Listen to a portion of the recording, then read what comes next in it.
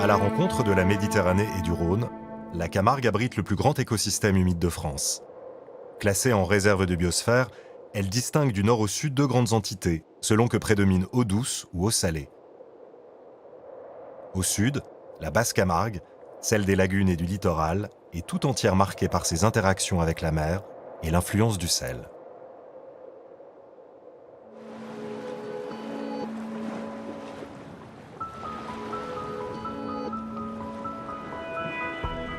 La côte camarguaise est un long cordon de plages et de dunes, étendu sur une centaine de kilomètres entre Fos-sur-Mer et le Grau-du-Roi. Au fil des millénaires, les incursions marines ont ménagé en arrière de ce cordon de vastes lagunes saumâtres, domaine d'une très riche biodiversité dont de vastes populations d'oiseaux sont la figure de proue. Côté mer, la Camargue abrite aussi des espèces emblématiques, telles le grand dauphin, l'hippocampe à museau court ou la tortue caouane.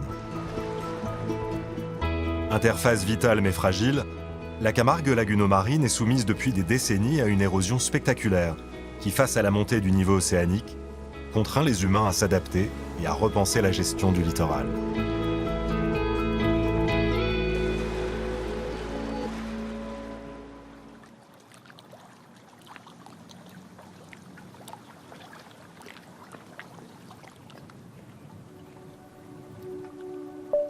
La Camargue est avant tout le delta d'un fleuve, le Rhône.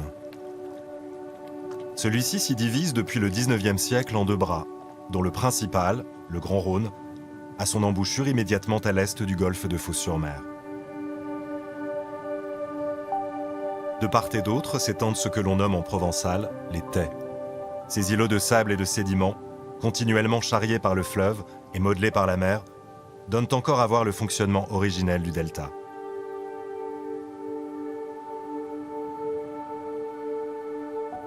Dans ces espaces côtiers, patrouille régulièrement le garde du littoral Sylvain VII, un passionné de l'histoire naturelle de la Camargue.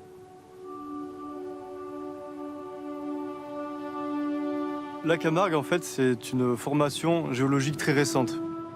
Pendant plusieurs milliers d'années, le delta s'est étendu du nord vers le sud. Les sédiments étaient charriés depuis les Alpes jusqu'à l'embouchure des Rhônes. Il faut savoir qu'il y a 6000 ans, le trait de côte de la Méditerranée était par endroits plus de 25 km au nord du rivage actuel. On retrouve certaines traces aujourd'hui, notamment des montis. C'est le mot utilisé pour dire en fait des dunes fossiles qui datent d'il y a plusieurs siècles. On trouve en fait les anciennes traces du rivage, du Moyen-Âge, de l'Antiquité et des différentes époques. Et c'est à travers ces éléments-là qu'on arrive à retracer l'histoire du delta.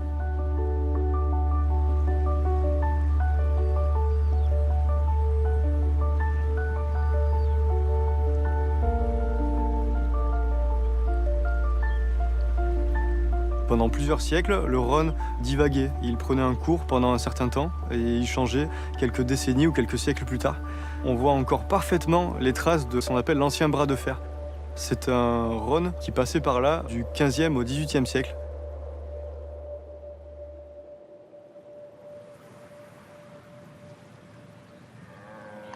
Ce delta en apparence sauvage a pourtant été, à partir de 1856, presque entièrement endigué et remodelé par l'homme, désireux d'y industrialiser l'antique production de sel sur près de 30 000 hectares.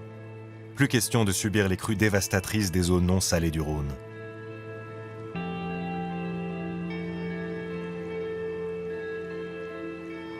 La saliculture a ainsi très fortement modifié le sud-est camarguais, contrôlant strictement les entrées et les sorties d'eau marine. Les vastes salines de Salins de Giraud y étendent encore aujourd'hui leur paysage rectiligne et rationalisé.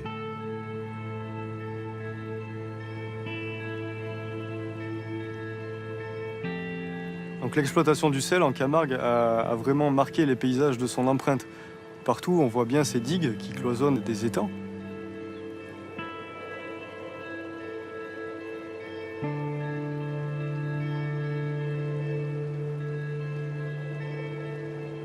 En 2008, mauvaise conjoncture économique oblige, mais aussi parce qu'il était plus compliqué d'exploiter certains étangs côtiers face aux assauts de la mer, la direction des Salines a revendu plus de 6500 hectares de terrain au Conservatoire du Littoral.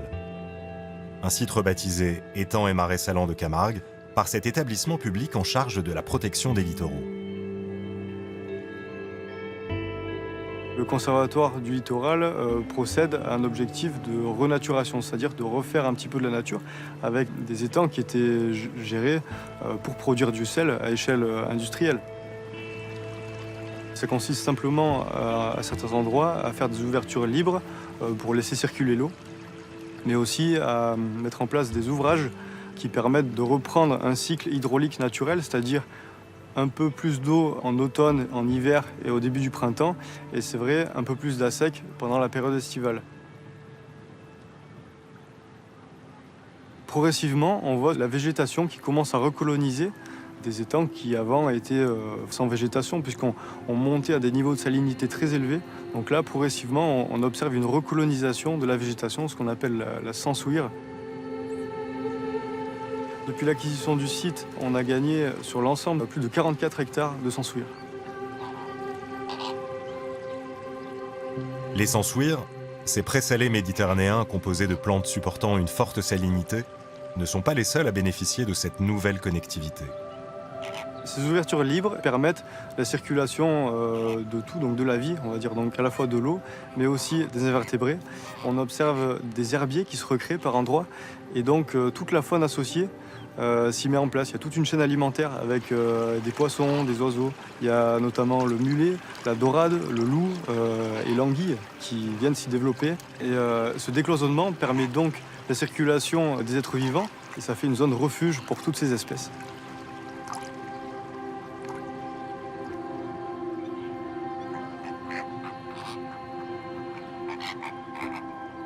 Outre la recréation de lagunes hyper productives, propices notamment au développement de poissons à valeur commerciale, la stratégie de reconnectivité entre les étangs et la mer a aussi permis d'offrir un exutoire aux intrusions marines.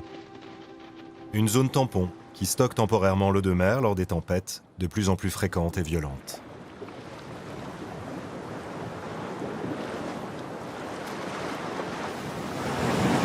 Ainsi, les digues littorales n'ont plus besoin d'être entretenues sur une dizaine de kilomètres, ce qui au passage permet d'économiser les coûteuses sommes exigées par leur entretien.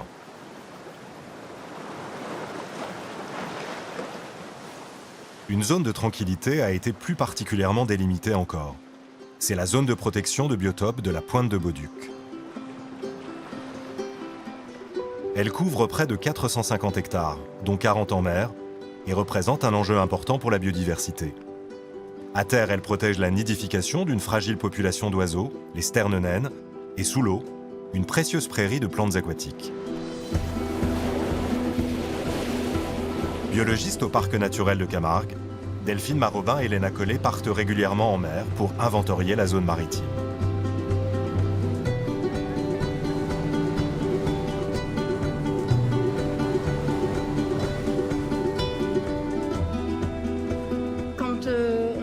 La mission littoral et milieu marin au parc de Camargue, on s'est rendu compte qu'il y avait eu peu d'études globalement sur le milieu marin.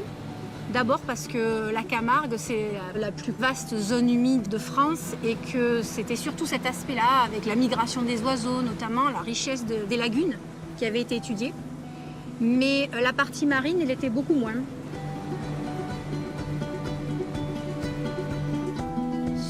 Le littoral camarguais, on est dans un delta. Et c'est déjà la première richesse de ce site, puisqu'on a tous les apports du fleuve qui vont venir enrichir en fait, la mer à cet endroit-là, mais qui vont aussi alimenter après une bonne partie de la Méditerranée. On a vu qu'il y avait un banc de sable là. En Méditerranée, les deux seules zones même qui avancent sur la mer, contrairement à la majorité des plages de sable qui ont tendance à régresser du fait du manque d'apport de sédiments, ce sont la Pointe de Bauduc et la Flèche de l'Espiguette.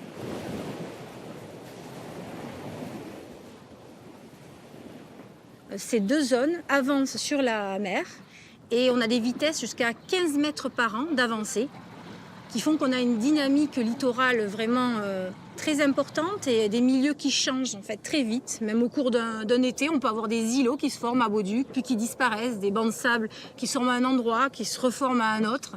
Et la morphologie est vraiment très variable.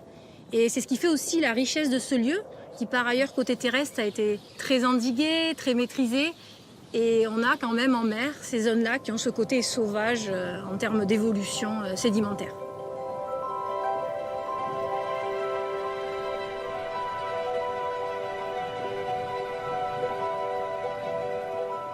Cette dynamique et cette mobilité du littoral ont été des atouts majeurs dans la formation d'un écosystème particulier. En 2005, un pêcheur est venu nous voir en nous disant « Delphine, il y a un herbier qui est en train de se créer, sachant qu'on m'avait toujours dit en Camargue, le milieu n'est pas favorable. » Effectivement, il y avait une tâche de 1 mètre carré d'herbier de Zosternenne. Et au final, il s'est toujours agrandi. On est passé de 1 mètre carré en 2005 à 12 hectares, plus de 12 hectares ces dernières années.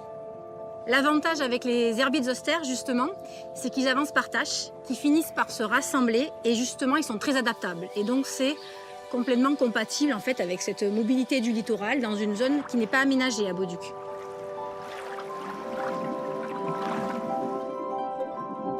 Un herbier, c'est une prairie sous-marine avec des herbes de différentes espèces. Ces herbes vont former des fleurs, des fruits, créer de l'oxygène, freiner les houles par justement leur adaptation au mouvement, en fait, au courant, et créer une vie très riche en fait. Donc c'est une prairie qui cache une biodiversité fascinante. Les 3/4 des espèces marines de Camargue sont des invertébrés, mollusques, coquillages, crustacés, qui offrent un garde-manger abondant à leurs nombreux prédateurs, poissons, cétacés et oiseaux.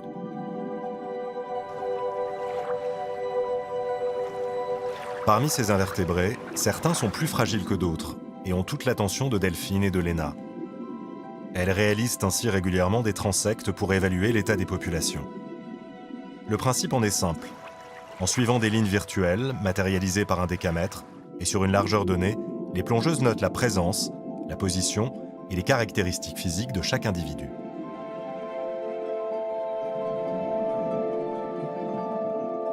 Dans nos herbiers, on a des grandes nacres. C'est vraiment une espèce qu'on voit qu'en Méditerranée.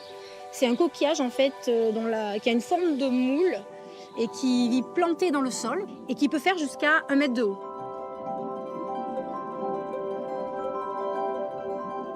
On effectue des suivis de ces grandes nacres qui sont apparues dans l'herbier de Zoster de Bauduc en 2012.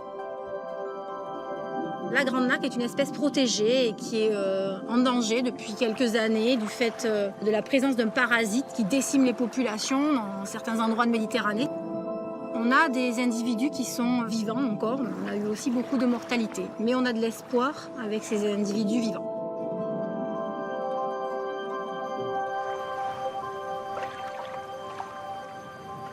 Il y a beaucoup de choses qui sont apparues en Camargue au fil des années que je ne pensais pas rencontrer dans ce milieu-là. Et donc pour moi, c'est une évolution permanente, à la fois des paysages, mais également de la biodiversité. C'est un livre encore à écrire.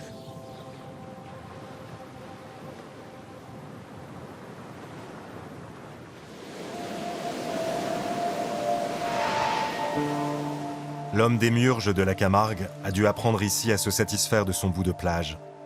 Bauduc est un haut lieu du kitesurf, Mistral et Tramontane étant parmi les grandes ressources naturelles de la région, avec le soleil.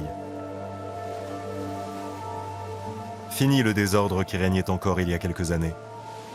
L'un des objectifs de la politique de renaturation du site des anciens salins a aussi été de réorganiser les usages et la circulation sur les plages de Bauduc. Plus que jamais, l'équilibre entre les activités humaines et la préservation des milieux est au cœur de la nouvelle gestion.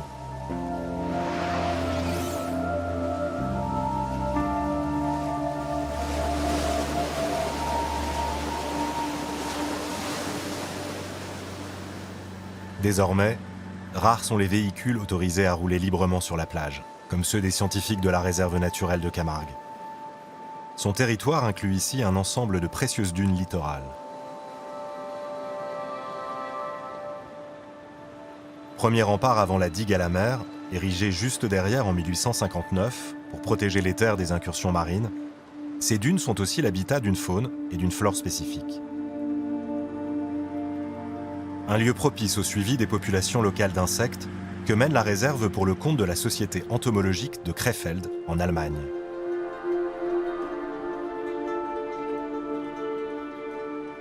Celle-ci documente en effet depuis 1989 l'évolution de ces populations en Europe. Une étude au long cours, dont les résultats ont débouché sur le constat de ce que certains scientifiques ont qualifié de pire épisode d'extinction depuis les dinosaures.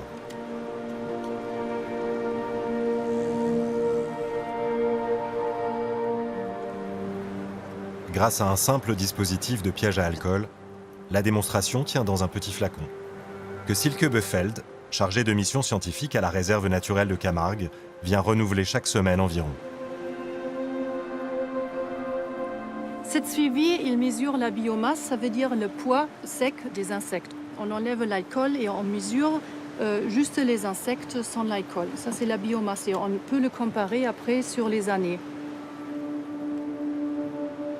Cette biomasse de tous les insectes dans différents pays, ça baissait depuis des années et les entomologistes de Krefeld, ils ont pu montrer ou démontrer avec les analyses qu'ils font depuis 30 ans qu'on a perdu 60 ou 70% de la biomasse.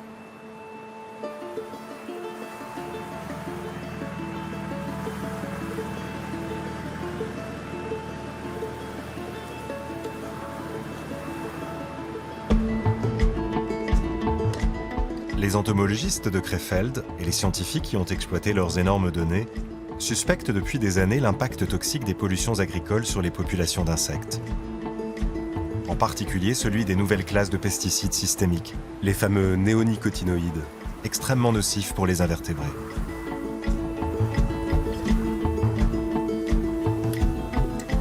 Aujourd'hui majoritairement utilisés dans le monde, ils ont été en France localement autorisés de nouveau en 2021.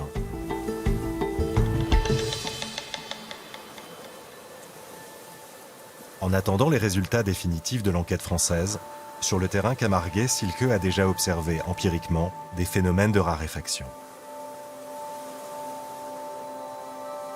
Moi, ce que je peux dire, juste quand je suis arrivée ici, je voyais encore beaucoup plus des insectes, comme par exemple le scarabée sacré. C'est un grand coléoptère, un bousier de cette taille-là. Depuis 2011, on le trouve plus sur le terrain. Ils utilisent en fait les bouses des vaches et des taureaux. Ils l'enterrent dans le sable et ils mettent un œuf et le larve se développe dans cette boule. Comme les taureaux, ils sont aussi traités avec les vermifuges.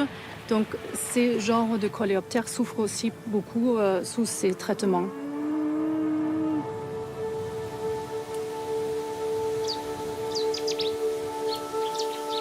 Les insectes, ils sont importants pour la pollinisation, c'est clair, mais après, c'est aussi très important pour la chaîne alimentaire. Ici, on râle toujours, on a trop de moustiques en Camargue, mais si les moustiques ils disparaissent, les oiseaux, les reptiles, les amphibiens qui mangent les insectes, ils n'ont plus rien à manger.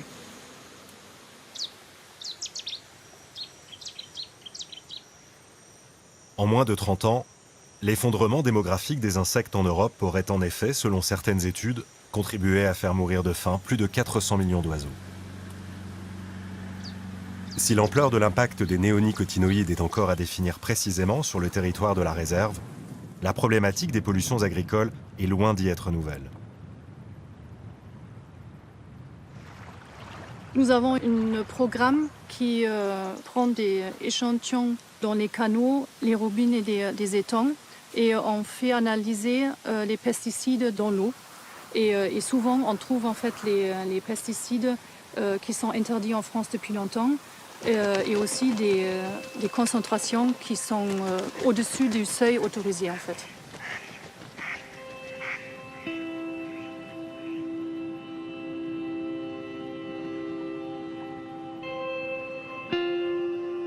L'un des problèmes majeurs posés par ces polluants est leur accumulation dans le cœur du réacteur biologique de la Camargue, l'étang du Vacarès. Immense étendue saumâtre située au centre du delta qui assure la transition entre la Camargue d'eau salée et la Camargue d'eau douce. Un problème de pollution aggravé par l'affaissement de la région sur elle-même. Un quart étant désormais situé sous le niveau de la mer, les eaux stagnantes y mettent de plus en plus longtemps à se renouveler. Autant d'écueils pour certaines espèces déjà très fragilisées, comme l'emblématique anguille européenne, encore pêchée au compte-gouttes dans les étangs camarguais et objet d'une attention toute particulière. L'espèce, aujourd'hui en voie critique d'extinction, est en effet très protégé et un plan national de gestion lui est dédié.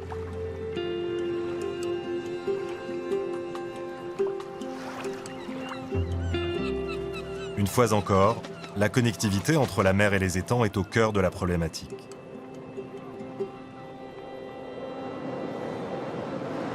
Au sud du Vaccarès, l'étang des Impériaux est relié à la Méditerranée par le pertuis de la Fourcade, l'un des seuls ouvrages qui permettent de réguler strictement les entrées et les sorties d'eau de mer en Camargue.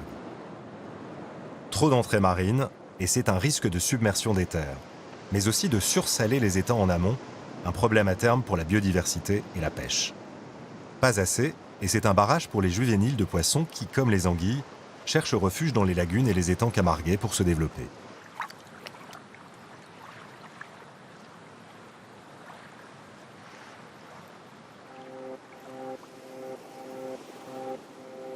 Coincés entre le Petit Rhône, le deuxième bras du fleuve, les étangs et la mer, les Saintes-Maries sont l'un des rares pôles urbains de la Camargue littorale et le symbole de la résistance humaine face aux assauts des tempêtes et de la Méditerranée sans cesse plus haute.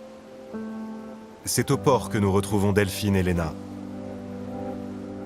Cette fois, elles partent à la recherche d'animaux qu'on n'imaginait pas devenir des emblèmes de la Camargue il y a encore quelques années.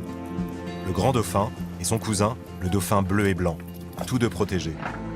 Allez, on est bon. Un suivi très récent pour des cétacés nomades et encore plutôt discrets.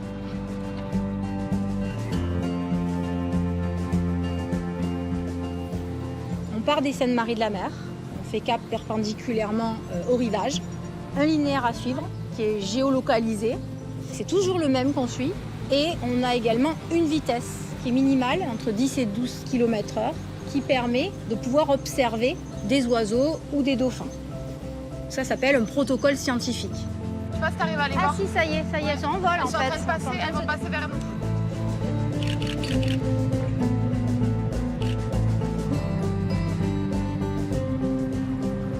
Les suivis que l'on fait sur les grands dauphins sont les mêmes en fait dans toutes les aires marines protégées, que ce soit françaises ou également Espagne, Italie, pour qu'on ait tous le même protocole, ce qui permet de rassembler des informations qui sont comparables.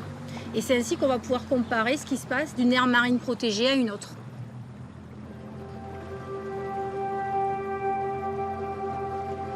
La base du suivi des grands dauphins, c'est la photo-identification. Une technique extrêmement courante, mais qui nécessite rigueur et persévérance.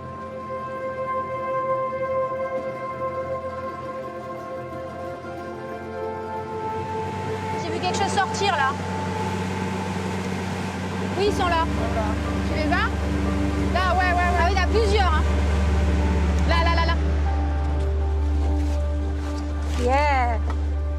Dès qu'on observe un grand dauphin, on note le nombre d'individus, on note le comportement et on fait bien entendu de la photo-identification. 3. Oh.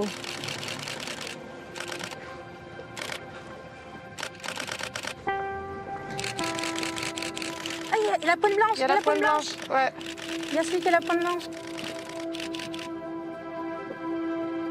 Les grands dauphins marquent facilement leur nageoire dorsale. Il va y avoir des entailles, des cicatrices, parfois des décolorations. Et on peut suivre comme ça des individus en superposant des photos sur des années. Et ça permet, sans avoir de dérangement, de savoir où cet individu se déplace d'une zone à l'autre de Méditerranée, avec qui il partage ses échanges, ses relations, même combien de temps il vit. Trop beau.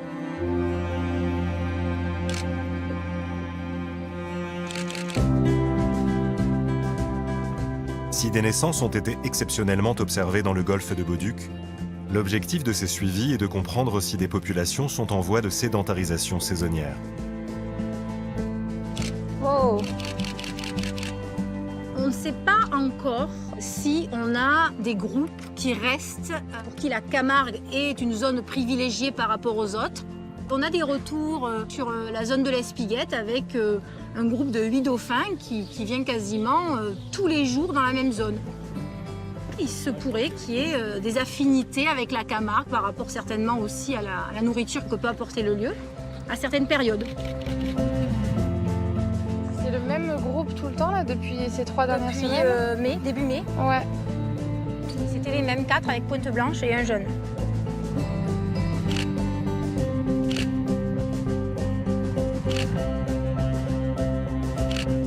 La présence régulière des dauphins en Camargue maritime confirme qu'ils y trouvent des conditions biologiques favorables. Peut-être bénéficient-ils de l'existence de la réserve de pêche créée en 2013. Dans cette zone du golfe de Bauduc interdite à toute navigation, se reconstituent lentement mais sûrement les stocks de poissons, ce qui bénéficie à leurs prédateurs, tels les dauphins. Tous les 4 ans, on suit donc l'évolution des peuplements de poissons dans le cantonnement et en périphérie. On ne s'attendait pas à une telle évolution. Et entre 2014 et 2018, on a eu la biomasse, c'est-à-dire le poids total en fait, des poissons observés, qui a été multiplié par 3 dans la réserve marine. On partait d'assez bas, mais l'évolution est forte. Et ce qui est intéressant à savoir, c'est qu'on a déjà un effet autour de la réserve. C'est vraiment pour nous ce qu'on appelle un indicateur de l'évolution positive de notre action.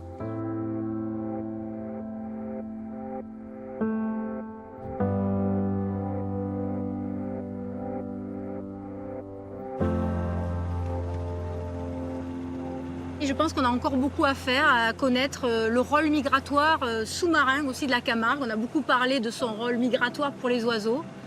Et là, on se rend compte de ce rôle, notamment pour le grand dauphin.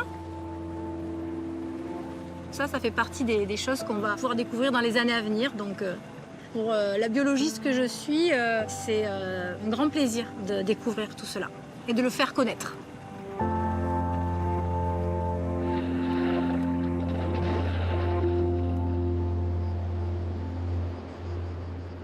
Partout en Camargue, le Conservatoire du littoral poursuit sa politique d'acquisition de nouveaux espaces, notamment des zones humides côtières.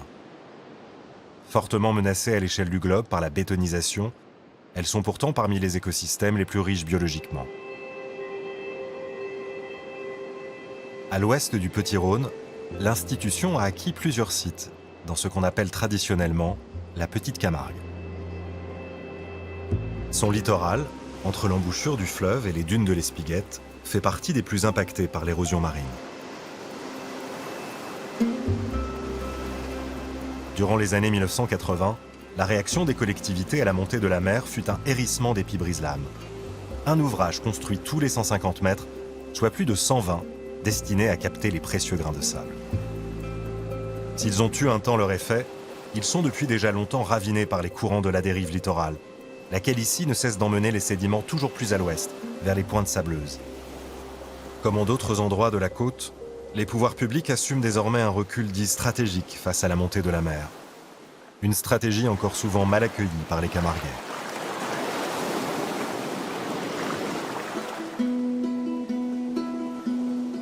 Cette dérive littorale alimente donc la plage et le vaste massif dunaire de l'Espiguette. Un site aujourd'hui étendu sur 2700 hectares, allongé sur 12 km de côte. Les dunes y ont fait l'objet d'un important programme de reconstitution morphologique et végétale. Car les cordons dunaires, avec leurs plantes associées, jouent un rôle de barrière pour limiter l'impact des tempêtes sur l'arrière-pays, agissant aussi comme un réservoir dans lequel la plage peut puiser pour se reconstituer. Alimentée par des milliards de mètres cubes de sable, celle-ci s'est agrandie de plusieurs centaines de mètres en largeur depuis le siècle dernier. À l'ouest, elle était contrainte depuis la fin des années 1960 par la digue du Chenal de Port-Camargue.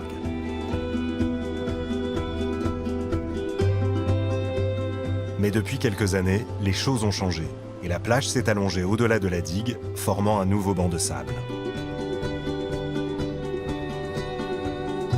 Un banc sur lequel Pauline Constantin, chargée scientifique à l'Institut marin du Siquarium du Grau-du-Roi, a souvent les yeux rivés.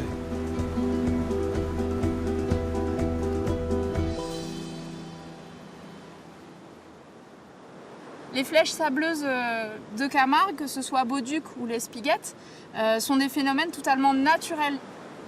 L'homme a essayé de le dompter, notamment celle de l'Espiguette, et on s'aperçoit qu'on ne peut pas lutter contre.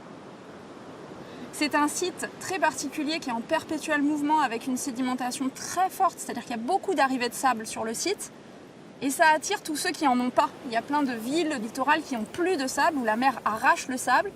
Et donc effectivement, ce site, il a tendance à être vu comme le lieu pour récupérer du sable. Et puis ce banc de sable qui commence à être émergé, donc forme une belle plage, un espèce d'îlot paradisiaque. Et on a effectivement une convoitise des plaisanciers, des baigneurs, des kiteurs. Mais c'est un enjeu majeur aussi dans cette problématique de l'érosion, du changement climatique, de la montée des eaux, puisqu'elle va être naturellement une barrière de défense qui existe et dont l'homme a tout intérêt à s'en réjouir.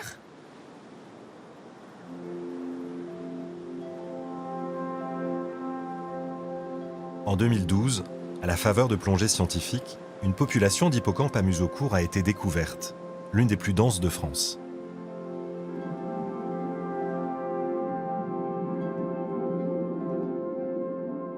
On savait qu'il y avait des hippocampes, puisque les pêcheurs, par contre, en récupéraient souvent et nous témoignaient que dans leur filet, ils pouvaient en avoir. Le banc de sable, c'est aujourd'hui l'habitat préférentiel de la population d'hippocampes à museau court. Certaines espèces animales sont caractéristiques de leur habitat, c'est-à-dire elles ne vivent que là et elles témoignent du fait que cet écosystème-là, il est en bonne santé. Tout fonctionne bien, ils peuvent s'y nourrir, s'y reproduire, etc. Aujourd'hui, on pense que l'hippocampe à museau court, dans cet habitat, est peut-être un animal qui indique que tout va bien pour cet habitat et que toute l'énergie des animaux qui vivent en cohabitation avec lui se porte bien. Et c'est ce qu'on essaye de déterminer avec le parc de Camargue dans nos plongées. Dans le sens du courant, allez-y. Oh. Ok. Oh.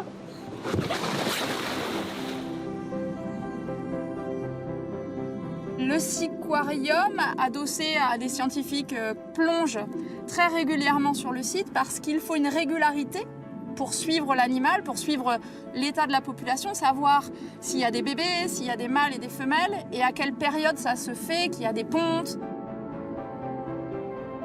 C'est un animal qui est très discret, qui n'est pas facile à observer. Les conditions de plongée sur le banc de sable sont assez délicates aussi. La météo fait que très souvent on ne voit plus rien au fond. Et la régularité fait aussi que les données, pour des scientifiques, sont beaucoup plus fiables à analyser après en termes de statistiques.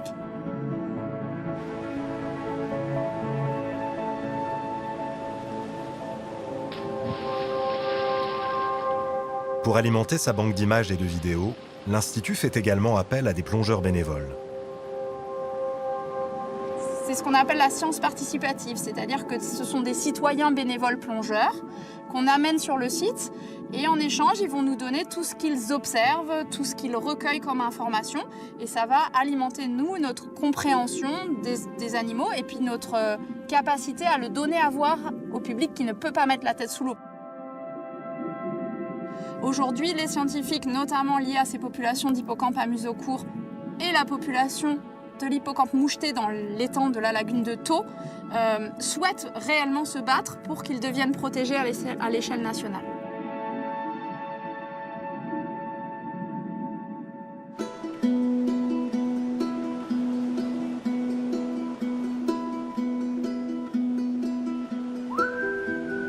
La cohabitation entre l'homme et la Camargue, c'est le maître mot de la Camargue. L'histoire de la Camargue, c'est les hommes. Ce paysage d'aujourd'hui, c'est plus le paysage complètement sauvage, il a été dompté par l'homme. Et l'homme s'y installe et développe de nouvelles activités. C'est là où il faut faire attention. C'est là où ces nouvelles activités, elles doivent être en respect avec ce qui s'est développé et ce qu'on veut préserver. Oui, c'est en permanence un équilibre à trouver entre l'homme et la nature et je vais appeler ça l'entretien de la nature. Je ne sais pas si c'est vraiment le mot juste, mais pour faire en sorte que la cohabitation puisse se faire.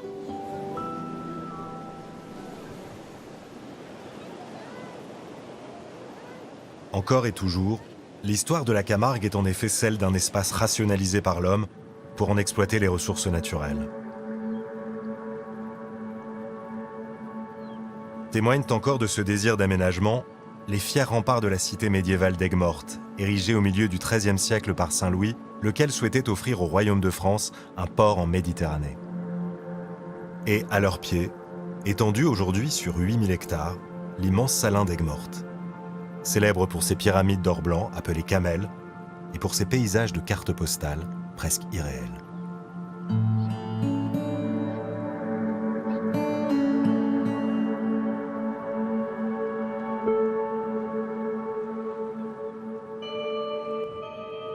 Jouxtant le salin d'Aigues-Mortes, le port de pêche du Grau-du-Roi demeure le deuxième quartier maritime de Méditerranée, grâce en particulier à sa flottille de chalutiers. Des pêcheurs en interaction directe avec la faune venue du large, et notamment les tortues kawan, fréquentes dans les eaux camarguaises et hélas parfois dans leurs filets. Un contexte qui a heureusement débouché localement en 2003 sur la création d'un centre de soins, le CESTMED, dont Jean-Baptiste Sénégas est le responsable. On ne considère pas les chaluts du tout comme des ennemis, c'est plutôt une relation de confiance qu'on a avec eux depuis maintenant plus de 20 ans. Ils sont là pour nous dire, quand ils attrapent une tortue, ils nous appellent et puis on va au port, on va pouvoir récupérer tous ces animaux capturés accidentellement. Le CESTMED fut le premier centre dédié aux tortues marines sur le littoral méditerranéen français. Et il accueille et soigne 30 à 40 tortues chaque année. Étape primordiale de leur parcours vers la guérison, le passage dans un bassin de réhabilitation en milieu semi-naturel, aménagé sur le canal du Ponant à la Grande Motte. Là, les tortues vont pouvoir se réacclimater, s'habituer à manger à nouveau du vivant, à se remuscler, à nager. L'heure a d'ailleurs sonné pour la pensionnaire actuelle de quitter le bassin. C'est bien sûr une grande satisfaction, mais aussi un petit défi.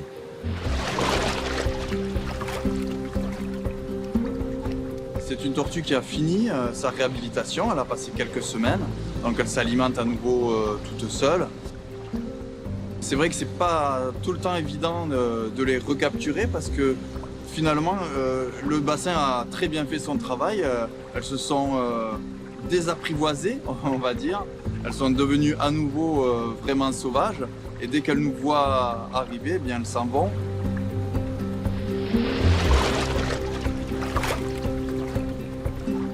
Le bassin fait quand même 200 mètres de long par 30 de large. L'eau n'est pas tout le temps très claire et ça devient parfois difficile de les attraper.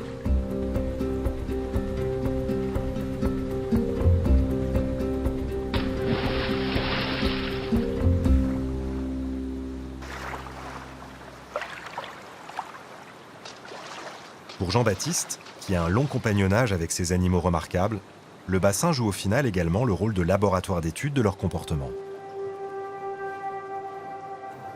Il va maintenant rapatrier sa protégée au centre de soins en vue d'un prochain relâché.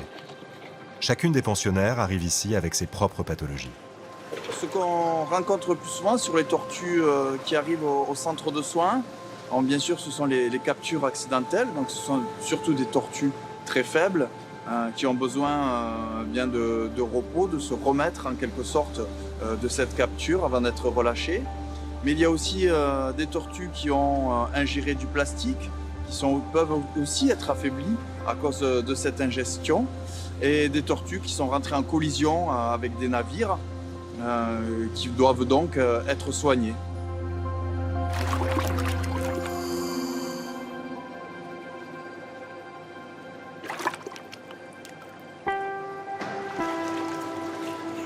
Pour une petite kawan, c'est le grand jour. Elle sera relâchée dans l'après-midi. Auparavant, Jean-Baptiste va l'équiper d'une balise Argos, comme il le fait avec un certain nombre d'animaux rendus à la mer. Ces balises permettent de suivre en temps réel leurs déplacements et ainsi d'obtenir des données sur leurs habitats, leurs comportements alimentaires et migratoires, ou bien encore l'impact des activités humaines. Lorsqu'on relâche une tortue, on essaie toujours de s'éloigner un maximum de la côte et d'aller au-delà de la zone des 3000 nautiques. C'est-à-dire que c'est une zone où les petits métiers, les fileyeurs, ne peuvent plus aller. Donc en allant au-delà de cette zone, on donne beaucoup plus de chance à la tortue marine pour faire en sorte qu'elle ne soit pas recapturée dans des filets.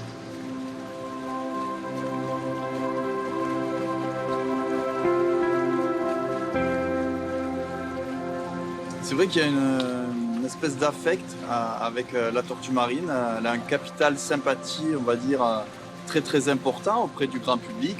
Et c'est ce qui l'aide finalement par rapport à d'autres animaux comme les requins. Avec la tortue marine, on compte un peu aussi, nous, là-dessus, pour amener les gens vers la mer et les amener aussi à découvrir d'autres animaux protégés, d'autres animaux menacés, et faire en sorte qu'au final, on ne protège plus un animal, mais on protège la mer.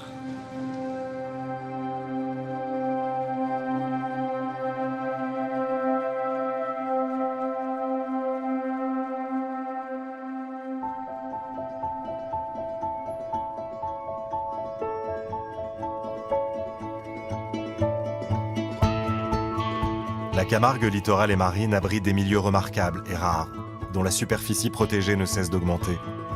Sur la côte, face à l'accentuation des risques associés au réchauffement climatique, des stratégies d'adaptation sont envisagées.